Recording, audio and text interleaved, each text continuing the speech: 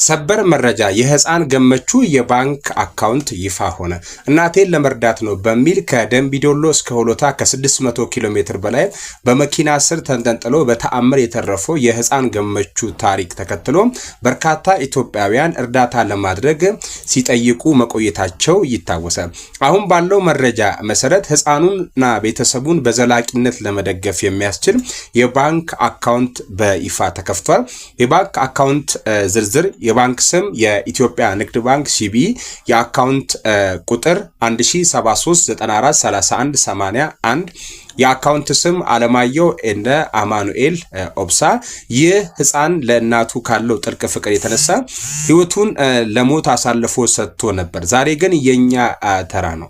አቅማችን የፈቀደውን በመርዳት የገመቹን እና የቤተሰቡን ህይወት እንለውጥ፣ እንቀይር። ለገመቹ የምናደርገው ድጋፍ ለነገው ኢትዮጵያ የምናደርገው ኢንቨስትመንት ነው። እባክዎ ለሌሎች እንዲደርስ ይህን መረጃ ሼር በማድረግ እናንተም የበኩላችሁን ተውጡ። ሁሌም አዲስና ትኩስ መረጃ እንዲደርሳችሁ ይሄን ፔጅ ፎሎ ማድረግ እንዳይረሳ።